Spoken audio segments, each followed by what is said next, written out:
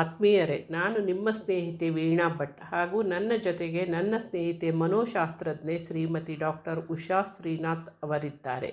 ನಿಮಗೆಲ್ಲ ನಿತ್ಯ ಬದುಕಿನ ಸುಪ್ತ ಚಿಂತನೆಗಳು ಮಾಲಿಕೆಗೆ ಮತ್ತೊಮ್ಮೆ ಸ್ವಾಗತ. ಈಗ ನಾವು ಚರ್ಚಿಸಬೇಕು ಎಂಬ ವಿಷಯ ಮಧ್ಯವಯಸ್ಕರಲ್ಲಿ ಕಾಣಸಿಗುವ ವರ್ತನೆಗಳು, ಅಸ್ವಸ್ಥತೆ ಅಥವಾ ಮಿಡ್ಲ್ ಏಜ್ ಬಿಹೇವಿಯರಲ್ ಡಿಸಾರ್ಡರ್ಸ್. ಇದು ಸಹಿತ ಬೇರೆಲ್ಲ ವಯಸ್ಸಿನಲ್ಲಾಗುವಂತೆ ಮಧ್ಯಪ್ರಾಯದಲ್ಲಿ ಆಗುವ ವರ್ತನೆಯ ಬದಲಾವಣೆ, ಈ ವಿಷಯವಾಗಿ ಚರ್ಚಿಸುವ. ಈಗ ಮಿಡ್ಲ್ ಏಜ್ ಅಂತ ಹೇಳಿ ಒಂದು ಬರ್ತದೆ. ಅವರು ಉದ್ಯೋಗನೂ ಮಾಡ್ತಾಯಿರ್ತಾರೆ, ತುಂಬ ಜನ ಮದುವೆನೂ ಆಗಿರ್ತಾರೆ, ಮಕ್ಕಳು ಇರ್ತಾರೆ, ಓಲ್ಡ್ ಪ್ಯಾರೆಂಟ್ಸು ಇರ್ತಾರೆ. ಎಲ್ಲ ಇರುವಾಗೂ ಅವರು ಏನೋ ಒಂದು ಮನಸ್ಸಿಗೆ ತಪ್ಪಾಗಿ ಏನೋ ಮಾಡಿ ಕೆಲಸ ಹೋಗ್ತದೆ. ಆ ಕಂಪ್ನಿನೇ ಕ್ಲೋಸ್ ಆಗಿರ್ತದೆ, ಅಥವಾ ಕೆಲಸ ಇಷ್ಟ ಇಲ್ಲ ಅಂತ, ಬಾಸ್ ಇಷ್ಟ ಇಲ್ಲ ಅಂತ ಬಿಟ್ಟು ಕೊಡ್ತಾರೆ. ಹೀಗೆ ಅನೇಕ ರೀಸನ್ಗಳು ಆ ಏಜ್ಲಿ ಬರ್ತದೆ. ಫ್ಯಾಮಿಲಿ ಮೇಲೆ ಆ ಏಜ್ನಲ್ಲಿ ಇನ್ನೂ ತುಂಬ 7 ಇಯರ್ ಇಚ್ ಅಂತ ಶುರು ಆಗುತ್ತೆ. 7 ಇಯರ್ ಇಚ್ ಅಂದರೆ 7 ವರ್ಷ ಮದುವೆ ಆದಮೇಲೆ ಬೇರೆ ಹೆಂಗಸರು ಜೊತೆ ಅಟ್ರಾಕ್ಷನ್ ಶುರು ಆಗುತ್ತೆ, ಎಕ್ಸ್ಟ್ರಾ ಮ್ಯಾರಿಟಲ್ ರಿಲೇಷನ್ಶಿಪ್ ಶುರು ಆಗುತ್ತೆ, ಗ್ಯಾಮ್ಲಿಂಗು, ಆಮೇಲೆ ಫ್ರೆಂಡ್ಸ್ ಜೊತೆ ಕುಡಿಯೋದು, ಮನೇಲಿ ಸಂಸಾರ ಅಂದರೆ ಸ್ವಲ್ಪ ಪ್ರಾಬ್ಲಮ್ ಶುರು ಆಗುತ್ತೆ, ಮಕ್ಕಳ ಪ್ರಾಬ್ಲಮ್ಮು ಎಲ್ಲ ಬಿಟ್ಟು ಹೋಗೋಣ ಅಂತ ಅನಿಸ್ತಾ ಇರ್ತದೆ. ಮುಂಚೆ ಫ್ಯಾಮಿಲಿ ಅಂದರೆ ಹೆಂಡತಿ ಅಟ್ರಾಕ್ಟಿವ್ ಆಗಿರ್ತಾಳೆ, ಮಕ್ಕಳು ಖುಷಿ ಪಡ್ತಾ ಇರ್ತಾರೆ. ಆಮೇಲೆ ಸ್ವಲ್ಪ ಎಲ್ಲ ಪ್ರಾಬ್ಲಮ್ ಶುರು ಆಗ್ತಾರೆ ಅಂದರೆ ಎಸ್ಕೇಪಿಸಮ್, ಮನೆ ಬಿಟ್ಟು ಎಸ್ಕೇಪ್ ಮಾಡಬೇಕು, ಕೆಲಸನೂ ಎಲ್ಲಿ ಕಷ್ಟ ಬರುತ್ತೋ ಅದನ್ನೆಲ್ಲ ಎಸ್ಕೇಪ್ ಮಾಡ್ತಾರೆ. ಇವಾಗ ಬಾಸಸ್ ಏನಾದ್ರು ಇವ್ರು ತಪ್ಪು ಕಂಡು ಹಿಡ್ತಿದ್ರೆ ಇದು ಅಡ್ಯಾಪ್ಟೇಷನ್ ಇರೋದಿಲ್ಲ. ಆವಾಗ ಎಲ್ಲಿ ಹೋದ್ರೂ ನಾವು ಅಡ್ಯಾಪ್ಟ್ ಮಾಡ್ಕೊಳ್ಳೇಬೇಕು. ಹೊಸ ಬಾಸ್ ಬರ್ಬೋದು, ಬೇರೆ ಬಾಸ್ ಬರ್ಬೋದು, ಅವ್ರದ್ದು ಬೇರೆ ಕ್ಯಾರೆಕ್ಟರಿಸ್ಟಿಕ್ಸ್ ಇರುತ್ತೆ. ನಮ್ಮ ಕೊಲೀಗ್ಸ್ ಜೊತೆ ನಾವು we will not be able to get along. ಅವಾಗ ಕೆಲಸ ಬಿಟ್ಟು ಈ ಕಂಪ್ನಿ ಚೆನ್ನಾಗಿಲ್ಲ, ಬ್ಲೇಮ್ ಗೇಮ್ ಮಾಡ್ತಾರೆ. ಬ್ಲೇಮ್ ಮಾಡೋದು, ಬೇರೆಯವ್ರನ್ನ ಬ್ಲೇಮ್ ಮಾಡೋದು. ನನ್ನ ಹೆಂಡತಿ ಸರಿಯಾಗಿಲ್ಲ, ನಮ್ಮ ಅತ್ತೆ ಸರಿಯಾಗಿಲ್ಲ, ನಮ್ಮ ಬಾಸ್ ಸರಿಯಾಗಿಲ್ಲ, ಅವ್ರು ಸರಿಯಾಗಿಲ್ಲ, ಇವ್ರು ಸರಿಯಾಗಿಲ್ಲ ಅಂತ ಬೇರೆಯವ್ರ ಮೇಲೆ ಬ್ಲೇಮ್ ಹಾಕೋದು, ಕೆಲಸ ಬಿಟ್ಟು ಕೂತ್ಕೊಳ್ಳೋದು. ಆಮೇಲೆ ಟೈಮ್ ಹೇಗೆ ಸ್ಪೆಂಡ್ ಮಾಡೋದು? 24 hours ಟೈಮ್ ಇರುತ್ತೆ. ಇದು ಏನು ಮಾಡೋದು? ಮಿಡ್ಲ್ ಏಜಲ್ಲಿ ಇದು ವೆರಿ ಕಾಮನ್ ಪ್ರಾಬ್ಲಮ್. ಇದು ತುಂಬ ನಾವು ನೋಡ್ತಾ ಇದ್ದೇವೆ. ಮಕ್ಕಳು ಕೆಲಸ ಬಿಟ್ಟು ಬಂದು ಮನೇಲಿ ಕೂತ್ಕೋತಾರೆ, ಫ್ಯಾಮ್ಲಿ ಆದವರು ಕೆಲಸ ಬಿಟ್ಟು ಮನೇಲಿ ಕೂತ್ಕೋತಾರೆ. ಅವ್ರದ್ದೇನೋ ಒಳ್ಳೆ ಮಕ್ಕಳು ಇರ್ತಾರೆ, ಅವರನ್ನು ತುಂಬ ಹಾಳು ಮಕ್ಕಳಂತೂ ಇರೋದಿಲ್ಲ. ಆ ಟೈಮ್ಲಿ ಅದರಿಂದ ಹೊರಗೆ ಅವ್ರಿಗೆ ಸೆಲ್ಫ್ ಎಸ್ಟೀಮ್ ಕೆಳಗಡೆ ಹೋಗುತ್ತೆ. ಯಾಕಂದರೆ ಎಲ್ಲರೂ ಫಸ್ಟ್ ಕೇಳೋದು ಎಲ್ಲಿ ಕೆಲಸ ಮಾಡ್ತಾಯಿದ್ದೆ. ಹೌದು. ಆವಾಗ ಅವ್ರಿಗೆ ನಾನೆಲ್ಲೂ ಕೆಲಸ ಮಾಡ್ತಾಯಿಲ್ಲ, ಕೆಲಸ ಬಿಟ್ಟು ಬಂದೆ ಅಂತ ಹೇಳ್ಕೊಳಕ್ಕಾಗಲ್ಲ. ಈಗೋ ಹೊರಟಾಗುತ್ತೆ, ತುಂಬ ಈಗೋ ಹೊರಟಾಗುತ್ತೆ.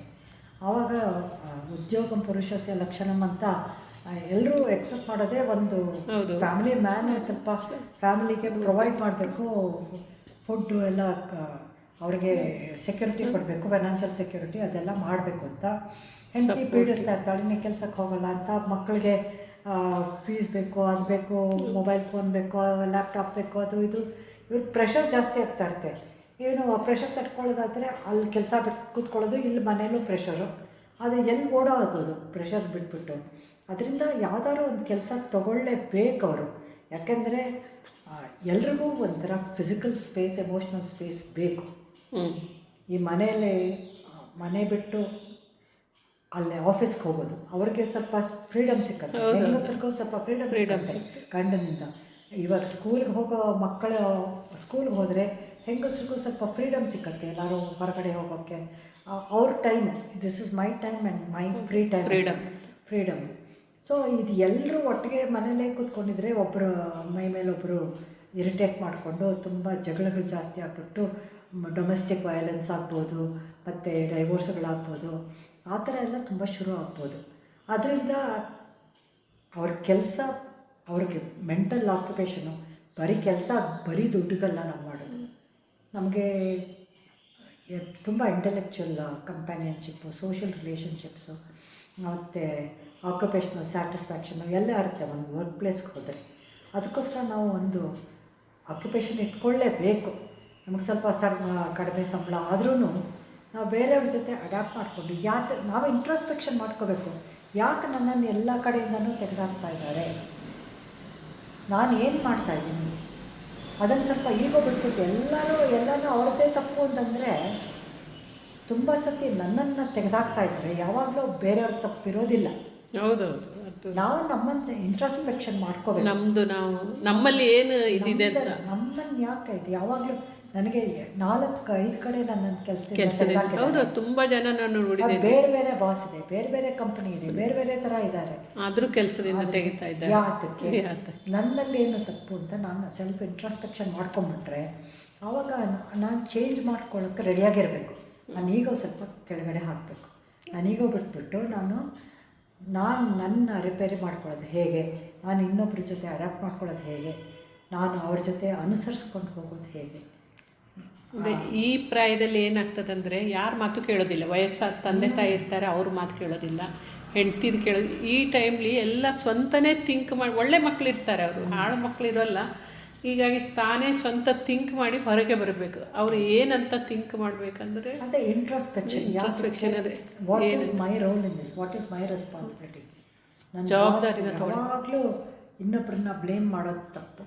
ನನ್ನ ವಿಷಯ ನನಗೆ ಹೀಗೆ ಆಗ್ತಾಯಿದೆ, ಅದೊಂದು ಪ್ಯಾಟ್ರನ್ ಬರ್ತಾಯಿದೆ. ಈ ಪ್ಯಾಟ್ರನ್ನಲ್ಲಿ ಇದರಿಂದ ಯಾತಕ್ಕೆ ನನಗಾಗ್ತಾಯಿದೆ ಈ ಥರ ಪ್ಯಾಟರ್ನು. ಸೊ ಅದರಿಂದ ಹೇಗೆ ತಪ್ಪಿಸ್ಕೊಳ್ಳೋದು ನಾನು? ಅದರಿಂದ there must be something in me that's because it's happening to me ಅಂತ ನಾನು ಯೋಚನೆ ಮಾಡ್ಕೋಬೇಕು. ಆವಾಗ ನಾನು ಮಾಡಿದ್ರೆ ನಾನು ತಿದ್ಕೋಬೋದು. ಅಕಸ್ಮಾತ್ ನಿಮಗೆ ತಿದ್ಕೊಳ್ಳೋಕೆ ನಿಮಗೆ ಆಗ್ತಾ ಇದ್ದರೆ ಬೇರೆಯವ್ರ ಹತ್ರ ಹೋಗ್ಬಿಟ್ಟು ಕನ್ಸಲ್ಟ್ ಮಾಡ್ಬೋದು. ಪ್ರೊಫೆಷನಲ್ಸ್ ಹತ್ರ ಹೋಗ್ಬಿಟ್ಟು ಆದರೆ ಅವರೇ ಸ್ವಂತ ರಿಯಲೈಸ್ ಮಾಡಬೇಕು. ಈ ಟೈಮ್ ರಿಯಲೈಸ್ ಮಾಡಿಬಿಟ್ಟು ಅವ್ರಿಗೆ ಗೊತ್ತಾಗ್ತಾ ಇದ್ರೆ ಹೋಗ್ಬೋದು.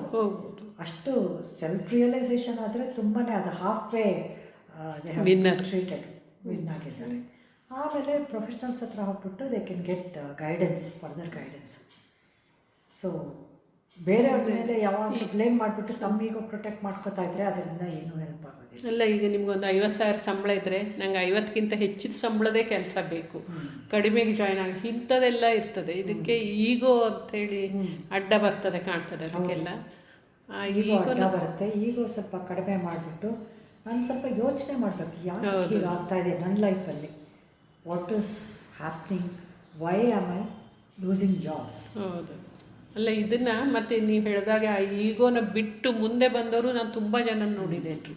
ಅವ್ರದ್ದು ಮೇಲಿನ ಸಂಬಳದಿಂದ ಕೆಳಗಿನ ಸಂಬಳ ಆಗ್ಬೋದು, ಆದರೂ ಸಹಿತ ಇದು ರಿಯಲೈಸ್ ಇದೆ, ಬೇಕು ನನ್ನ ಫ್ಯಾಮ್ಲಿಗೆ ಅಂಥೇಳಿ ತುಂಬ ಜನ ಬಂದು ಮೇಲೆ ಬಂದಿದ್ದಾರೆ. ತುಂಬ ಜನ ಅದೇ ಹಠದಲ್ಲಿ ಕೂತ್ಕೊಂಡಿದ್ದಾರೆ, ಅದೇ ಈಗೋನ ಹಿಡ್ಕೊಂಡು ಕೂತ್ಕೊಂಡಿದ್ದಾರೆ. ತುಂಬ ಜನ ಇಲ್ಲ, ಇದು ನಂದಲ್ಲ, ನಾನು ಕಡಿಮೆ ಆದರೂ ಅಡ್ಡಿಲ್ಲ, ನನ್ನ ಫ್ಯಾಮ್ಲಿಗೆ ಬೇಕಾದಷ್ಟು ಅರ್ನ್ ಮಾಡುವ ಅಂಥೇಳಿ ಆಗಿದೆ. ತುಂಬ ಜನ ನಂದೇ ಇಲ್ಲ, ನನಗೆ ಅಷ್ಟೇ ಸಂಬಳ ಬೇಕು, 50 ಇದೆ, ಇನ್ನು 55ಕ್ಕೆ ಜಾಯ್ನ್ ಆಗ್ತೇನೆ. ಅದು ಎಸ್ಕೇಪಿಸಮ್. ಮತ್ತು ನನಗೆ ಕೆಲಸ ಮಾಡೋಕ್ಕೆ ಇಷ್ಟ ಅಲ್ಲ, ಯಾಕಂದರೆ ನನಗೆ ಅಲ್ಲೂ ವರ್ಕ್ ಪ್ಲೇಸ್ನಲ್ಲೂ ನನಗೆ ಈಗೋ ಹರ್ಟ್ ಆಗಿರ್ಬೋದು. ಯಾರೋ ನನಗಿಂತ ಬೆಟರಾಗಿ ಕೆಲಸ ಮಾಡ್ತಾ ಇರ್ಬೋದು, ಆವಾಗ ಅವನಿಗೆ ಜಾಸ್ತಿ ಸಂಬಳ, ನನಗಿಂತ ಲೆಸ್ ಕ್ವಾಲಿಫಿಕೇಷನ್, ಅವನಿಗೆ ಜಾಸ್ತಿ ಸಂಬಳ ಬಂದಿರುತ್ತೆ, ಅಥವಾ ಅವನಿಗೆ ಪ್ರಮೋಷನ್ ಕೊಟ್ಟಿರ್ಬೋದು. ನನಗೆ ಅವಾಗ ಈಗೋ ಹರ್ಟ್ ಆಗುತ್ತೆ, ನ್ಯಾಚುರಲಿ, ಅದು ನ್ಯಾಚುರಲ್.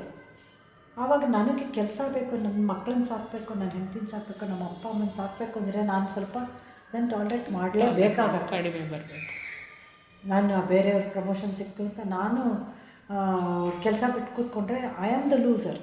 ಹೌದು, ಅದನ್ನ ರಿಯಲೈಸ್ ಮಾಡಬೇಕು. ನಾನು ನನ್ನೊಟ್ಟಿಗೆ ನಂದು ಓಲ್ಡ್ ಪೇರೆಂಟ್ಸ್ ಆಗಲಿ, ನನ್ನ ಫ್ಯಾಮ್ಲಿ ಆಗಲಿ, ಎಲ್ಲರೂ ಲೂಸರ್ ಇದ್ದಾರೆ ಅಂತ. ಅದು ಎಲ್ಲರೂ ನಾವು ಲೂಸ್ ಮಾಡ್ಕೊಳ್ತೀವಿ.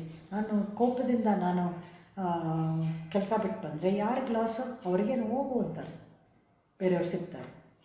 ಸೊ ಇದೆಲ್ಲ ಸ್ವಲ್ಪ ಥಿಂಕ್ ಮಾಡಿಬಿಟ್ಟು, ಒಂದು ಇಂಪಾರ್ಟೆಂಟ್ ಪಾಯಿಂಟ್ ಅಂದರೆ ಯಾವಾಗಲೂ ನಾನು ಎಮೋಷ್ನಲ್ ಸ್ಟೇಟ್ನಲ್ಲಿ ಡಿಸಿಷನ್ಸ್ ತಗೋಬಾರ್ದು. ಎಮೋಷ್ನಲ್ ಸ್ಟೇಟ್ನಲ್ಲಿ ಯಾವಾಗಲೂ ಡಿಸಿಷನ್ಸ್ ತಗೋಬಾರ್ದು, ಥಿಂಕಿಂಗ್ ಸ್ಟೇಟ್ನಲ್ಲೇ ಡಿಸಿಷನ್ಸ್ ತಗೋಬೇಕು. ಬೇರೆಯವ್ರ ಜೊತೆ ಕನ್ಸಲ್ಟ್ ಮಾಡಿಬಿಟ್ಟು, ಕನ್ಸರ್ನ್ ಪೀಪಲ್ ಜೊತೆ ಕನ್ಸಲ್ಟ್ ಮಾಡಿಬಿಟ್ಟೆ ಡಿಸಿಷನ್ ತೊಗೋಬೇಕು. ರಾದರ್ ದ್ಯಾನ್ ನನ್ನ ಎಮೋಷ್ನಲ್ ಸ್ಟೇಟ್ನಲ್ಲಿ ಅವರು ನನ್ನ ಬಾಸ್ ಹೀಗೆ ಅಂದ್ಬಿಟ್ರು, ನಾನು ರೆಸಿಗ್ನೇಷನ್ ಕೊಟ್ಬಿಟ್ಟೆ ಅಂತ ಬಂದರೆ ಲಾಸ್ ಆಗೋದು ನಿಮಗೇನೆ. ಆದ್ದರಿಂದ ನೀವು ಸ್ವಲ್ಪ ಆವಾಗ ಥಿಂಕಿಂಗ್ ಕ್ಯಾಪ್ ಹಾಕ್ಕೋಬೇಕು. ಥಿಂಕಿಂಗ್ ಕ್ಯಾಪ್ ಹಾಕ್ಬಿಟ್ಟು, what are the consequences of my behaviour, these are the consequences. I will have no income, I have 2 children, I have a wife, I have old parents, I have to take care of them. ಇದೆಲ್ಲ think ಮಾಡಿಬಿಟ್ಟು ಆವಾಗ ಒಂದು ನಿಮಗೆ emotional state ಸ್ವಲ್ಪ ಕಡಿಮೆ ಆಗುತ್ತೆ, ಆವಾಗ ನೀವು ಡಿಸಿಷನ್ ತೊಗೋಬೋದು. ಕೆಲವೊಬ್ರು ಸುಮ್ಮನೆ ನಾ ಇದರಿಂದ ಇಷ್ಟು ಗಳಿಸ್ತೇನೆ ಅಷ್ಟು ಇಂಥದ್ದೆಲ್ಲ ಹ್ಯಾಬಿಟಿಗೆ ಶುರು ಮಾಡ್ತಾರೆ. ಆನ್ಲೈನ್ ಗೇಮ್ಸು ಅದೆಲ್ಲ ಅದರಿಂದನೂ ಹೊರಗೆ ಬರಲಿಕ್ಕೆ ಸ್ವಲ್ಪ ಕಷ್ಟ ಆಗ್ತದೆ. ತುಂಬ ಜನ ಅದನ್ನು ಯಾರು ಫ್ರೀಯಾಗಿ ಏನೂ ದುಡ್ಡು ಕೊಡಲ್ಲ, ಅದನ್ನ ಅವ್ರು ಯಾರು ಫ್ರೀಯಾಗಿ ಏನೂ ಕೊಡೋದಿಲ್ಲ. ತುಂಬ ಜನಕ್ಕೆ ಅದನ್ನು ಮೋಸ ಹೋಗಿ ತುಂಬ ಹಾಳೆ ಮಾಡ್ಕೊಂಡು ಇರೋದೆಲ್ಲ ಹಾಳು ಮಾಡ್ಕೊತಾರೆ. ಅದರಿಂದ ಅದೆಲ್ಲ ತುಂಬ ಕೇರ್ಫುಲ್ ಆಗಿರಬೇಕು.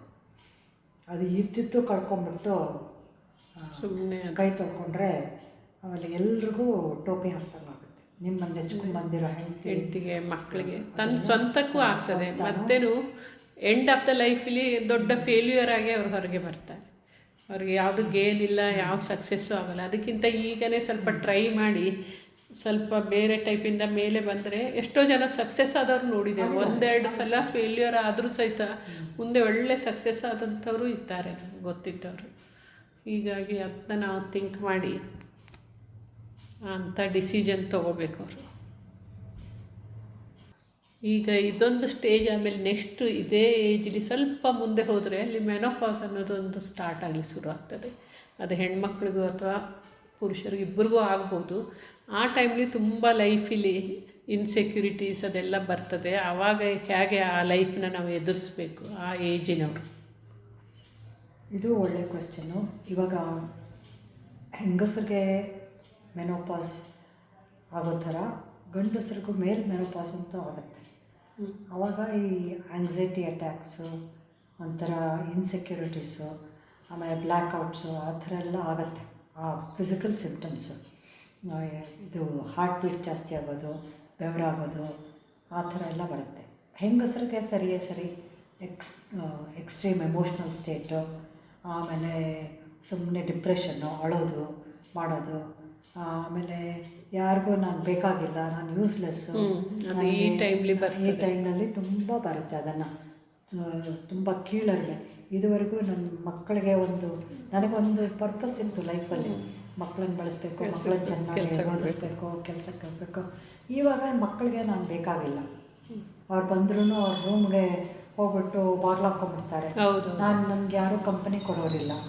ನನಗೆ ಒಂಥರ ಫೀಲಿಂಗ್ಸ್ ಆಫ್ ಲೋನ್ಲಿನೆಸ್, ಸೋಷಿಯಲ್ ಇದು ಐಸೋಲೇಷನ್ ಬಂದುಬಿಡುತ್ತೆ. ಯಾರಿಗೂ ಬೇಕಾಗಿಲ್ಲ, ನನ್ನ ಗಂಡನಿಗೂ ಬೇಕಾಗಿಲ್ಲ. ನನ್ನ ಗಂಡ ಬಂದ ತಕ್ಷಣ ಕ್ಲಬ್ಗೆ ಹೋಗ್ತಾರೆ. ಅವ್ರಿಗೆ ನಾನೇನು ಮಾಡೋದು? ಅವಾಗ ನನಗೆ ತುಂಬ ಐಸೋಲೇಷನ್ ಆಗಿಬಿಟ್ಟು ನನಗೆ ಡಿಪ್ರೆಷನ್ನು, ಒಂದೊಂದು ಸತಿ ಅದು ಎಕ್ಸ್ಟ್ರೀಮ್ ಆದಾಗ ಹಾರ್ಮೋನಲ್ ಚೇಂಜಸ್ ತುಂಬ ಆಗ್ತಾ ಇರುತ್ತೆ ಬಾಡಿನಲ್ಲಿ. ಹೌದು, ಆ ಟೈಮ್ ಮೆನೋಪಾಸ್ ಆಗೋದೇ ಹಾರ್ಮೋನಲ್ ಚೇಂಜಸ್. ತುಂಬ ಹಾರ್ಮೋನಲ್ ಚೇಂಜಸ್ ಆಗುತ್ತೆ. ಫಿಸಿಕಲ್ ಹೆಲ್ತಿಗೂ ಸ್ವಲ್ಪ ಚೇಂಜ್ ಆಗಿ ಡಿಸ್ಟರ್ಬ್ ಆಗ್ತಾ ಇರ್ತದೆ. ಮೆಂಟಲ್ ಹೆಲ್ತ್ ತುಂಬ ಚೇಂಜ್ ಆಗುತ್ತೆ, ಫಿಸಿಕಲ್ ಹೆಲ್ತು ಚೇಂಜ್ ಆಗ್ತಾ ಇರುತ್ತೆ.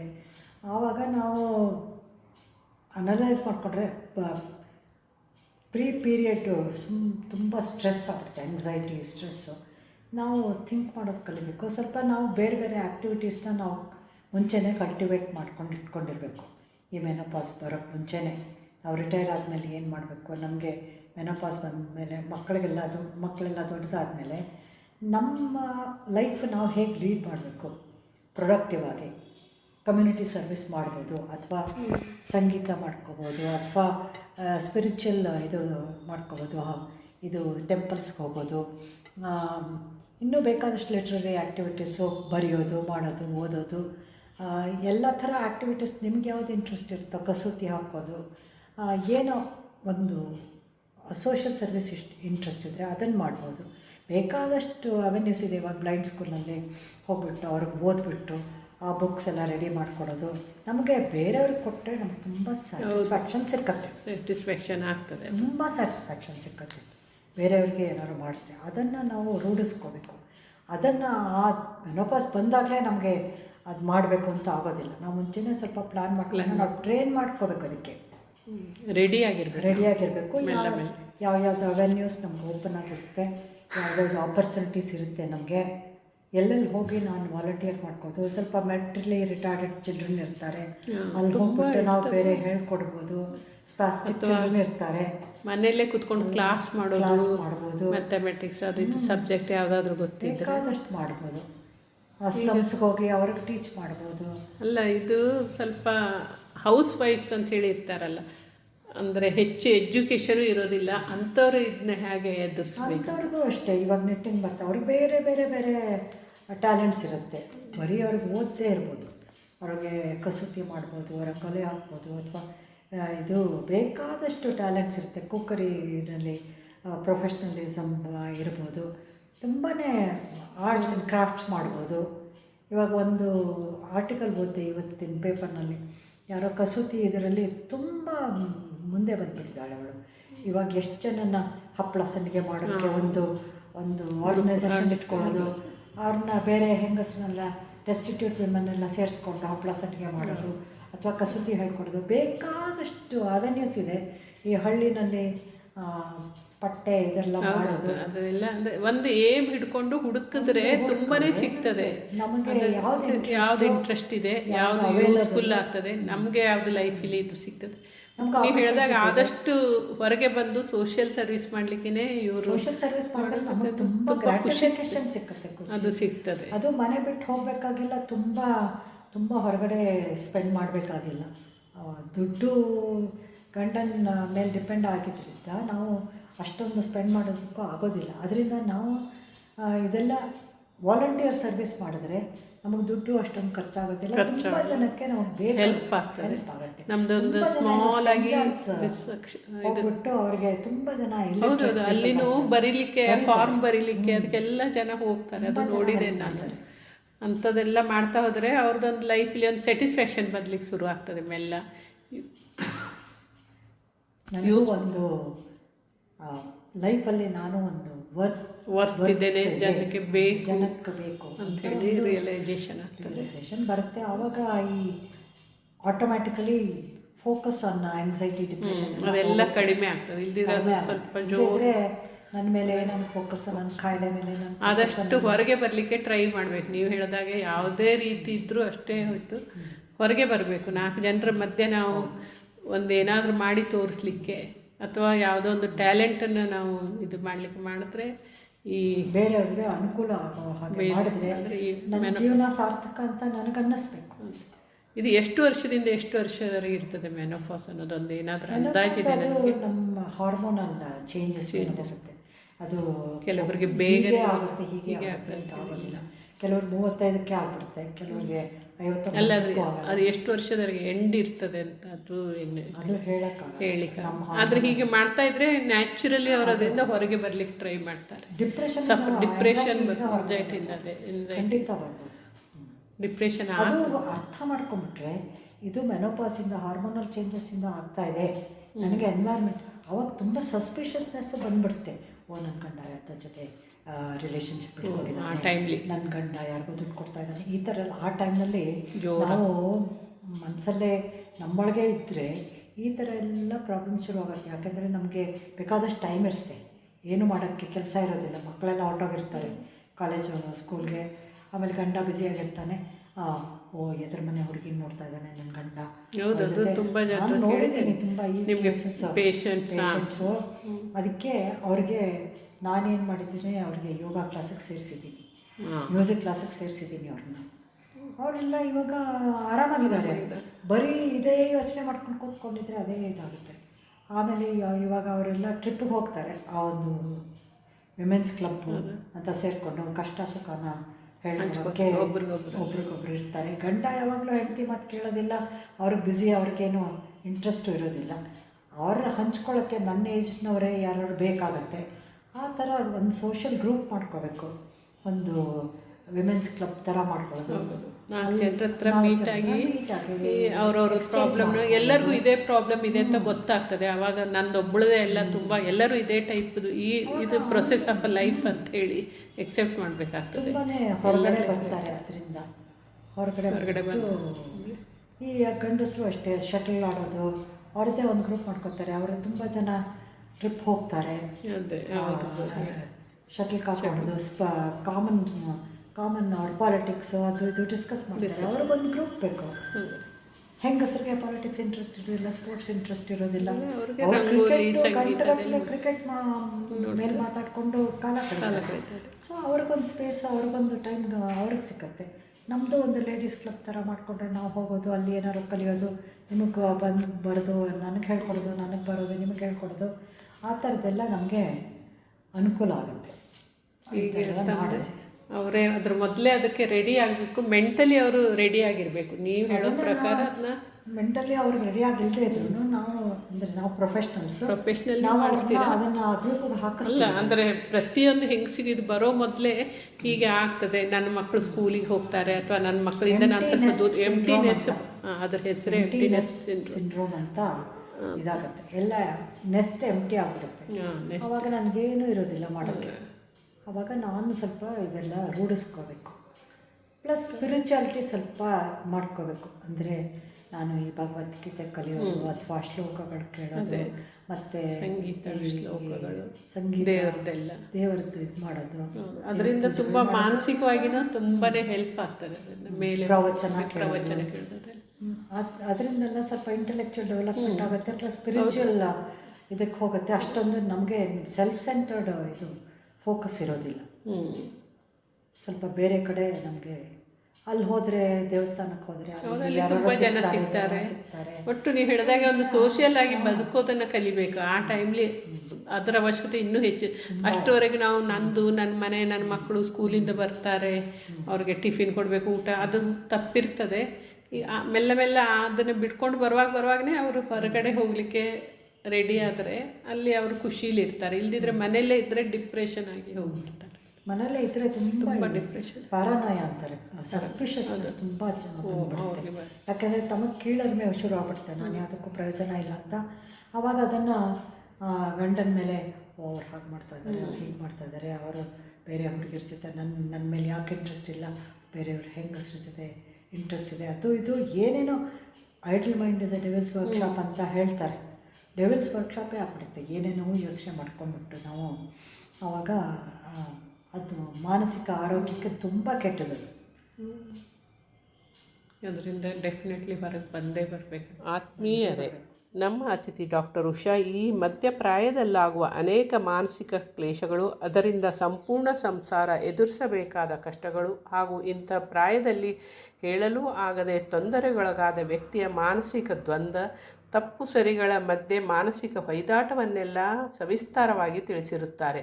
ಇದು ತುಂಬ ಜವಾಬ್ದಾರಿಯುತವಾದ ಪ್ರಾಯವಾಗಿರುವುದರಿಂದ ತುಂಬ ಯೋಚಿಸಿ ಸರಿಪಡಿಸಿಕೊಳ್ಳಬೇಕಾಗುತ್ತದೆ. ಇನ್ನು ಮುಂದಿನ ಸಂಚಿಕೆಯಲ್ಲಿ ಓಲ್ಡ್ ಏಜ್ ಬಿಹೇವಿಯರಲ್ ಡಿಸಾರ್ಡರ್ ಅಥವಾ ವೃದ್ಧರಲ್ಲಿ ಆಗುವಂಥ ವರ್ತನೆಯ ಅಸ್ವಸ್ಥತೆಯ ಬಗ್ಗೆ ಚರ್ಚಿಸುವ. ದಯವಿಟ್ಟು ಈ ಚಾನಲ್ಗೆ ಸಬ್ಸ್ಕ್ರೈಬ್ ಆಗಿ ಹಾಗೂ ನಿಮ್ಮ ಆತ್ಮೀಯರೊಂದಿಗೆ ಹಂಚಿಕೊಳ್ಳಿ. ತಪ್ಪದೇ ನಿಮ್ಮ ಅನಿಸಿಕೆಯನ್ನು ಬರೆದು ತಿಳಿಸಿ. ನಮಸ್ಕಾರಗಳು.